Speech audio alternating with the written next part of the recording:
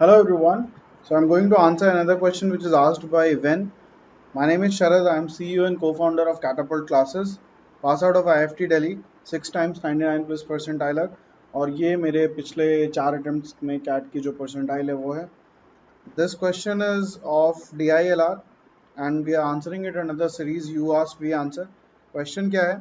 The entrance exam to a college comprised 5 sections: VA, RC, QA, DM, and LA.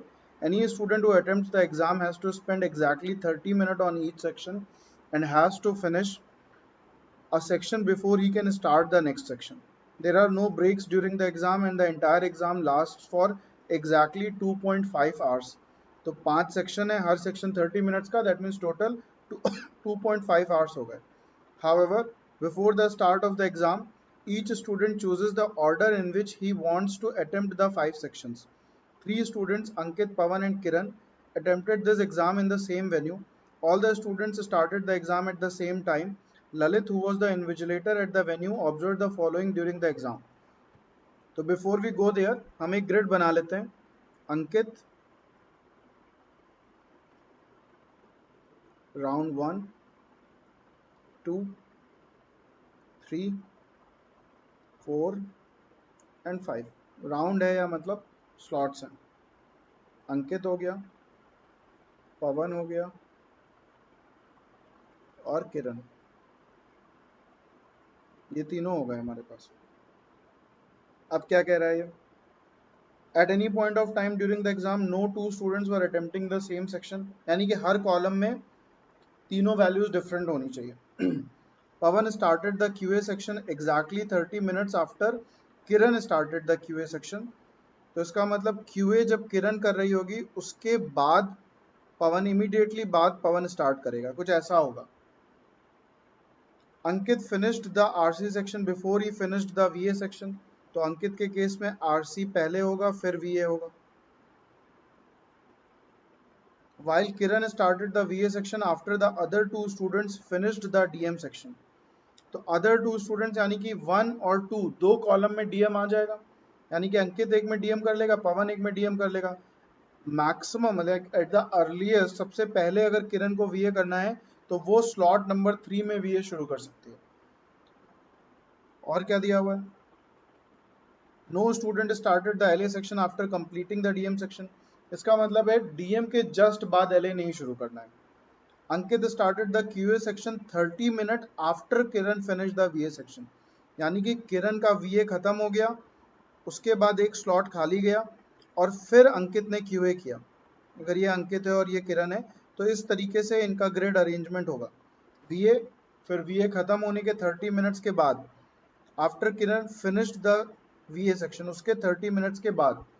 तो अगर हम किरण को इस थर्ड कॉलम के बाद VA देते हैं, यहाँ पे VA देते हैं, तो अंकित को एक स्लॉट छोड़ना पड़ेगा, फिर यहाँ पे QA आ जाएगा, विच इज़ नॉट पॉसिबल.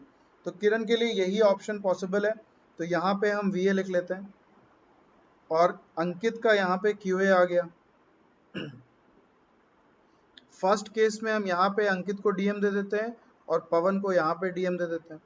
दूसरा केस हम पवन को पहले स्लॉट में DM देंगे और अंकित को दूसरे स्लॉट में DM देंगे. वो हम बना लेंगे, पहले फर्स्ट स्लॉट को कंप्लीट कर लेते हैं. अब ये दिया हुआ है, उसके बाद क्या दिया हुआ है? While Pavan started the RC section 30 minutes after Ankit started the VA section. तो VA अंकित का जब खत्म हो जाएगा उसके जस्ट बाद पवन का RC खत्म होगा, मतलब शुरू होगा, क्योंकि VA के स्टार्ट होने के 30 मिनट्स के बाद, यानी कि जब VA स्टार्ट हुआ VA खत्म हुआ तब पवन का RC शुरू हो जाएगा. ये अंकित और पवन है. अब अंकित के में देखो, अंकित VA यहाँ पे नहीं कर सकता है बिकॉज VA यहाँ पे आ चुका है. अगर वो यहाँ पे VA करेगा तो ये भी पॉसिबिलिटी नहीं है बिकॉज RC को VA से पहले करना है. तो अंकित के पास VA के लिए सिर्फ ये ऑप्शन बच रहा है. ऑटोमेटिकली पवन का RC यहाँ पे आ जाएगा. ये हमें पता है कि DM के जस्ट बाद LA नहीं कर सकते हैं, तो LA यहाँ पे आ जाएगा और RC यहाँ पे आ जाएगा. तो अंकित का पूरा सीरीज हमने फिल कर लिया है. अब पवन और किरण में आ जाता है.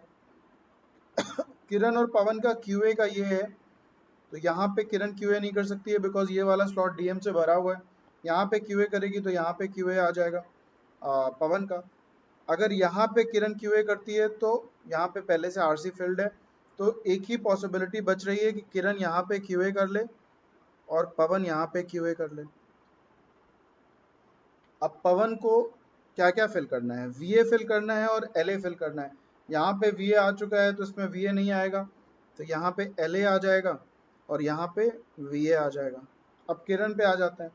किरण को डीएम, आरसी और एलए तीन चीजें फिल करनी है, डीएम, एलए और RC.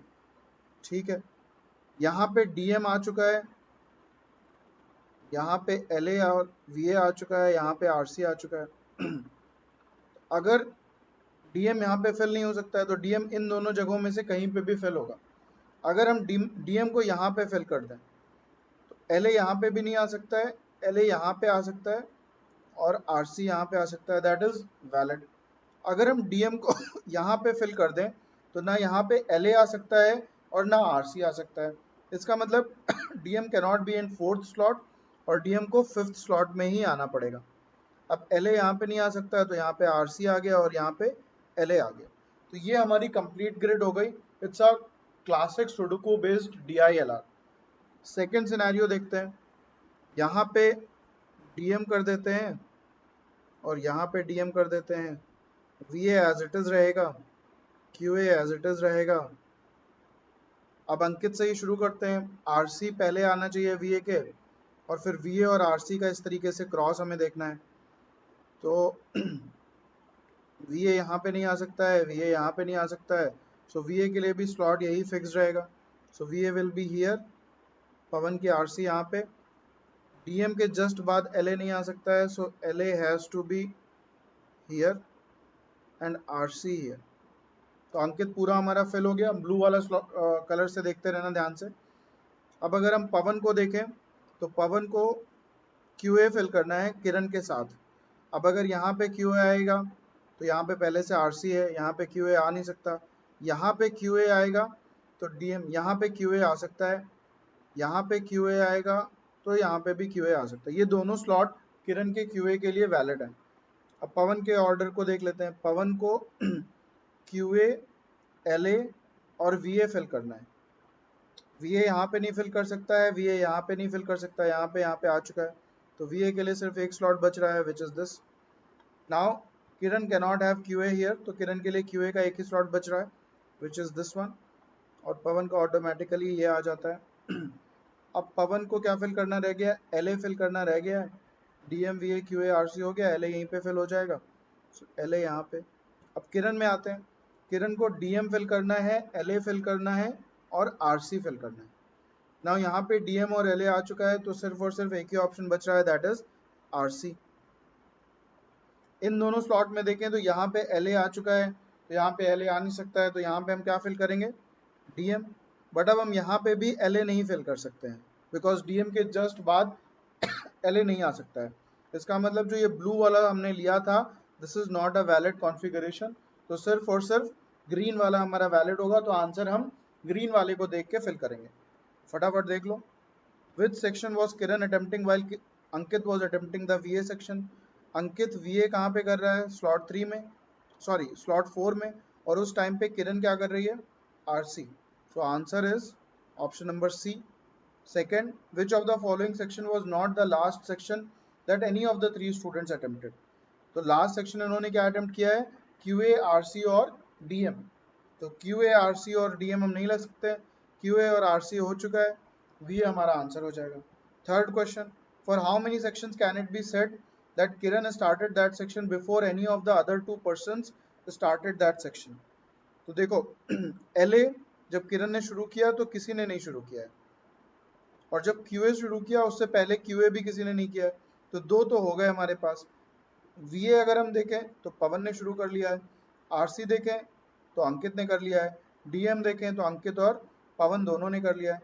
So the answer is option number B, that is 2. So the correct answers to this set is C, C and D. This question is answered under the series You Ask We Answer, जिसमें हम लोग सारे questions के video solutions provide कर रहे हैं students को। तो अगर आपको कोई भी डाउट है, please join our Facebook, Telegram और WhatsApp group and ask your doubts. And please, if you are Uh, if you find these initiatives good for you, please like, comment, and share. Subscribe to our YouTube channel, press the bell icon so that you do not miss on any of the videos. If you want to discuss anything with me, you can mail it to me at sharad@catapultclasses.com, or you can phone and WhatsApp me at this number, that is 6388 217898. You can also follow me on Instagram at the rate sharad.ift. Thank you guys. Keep watching, keep learning, and keep asking. Enjoy your day.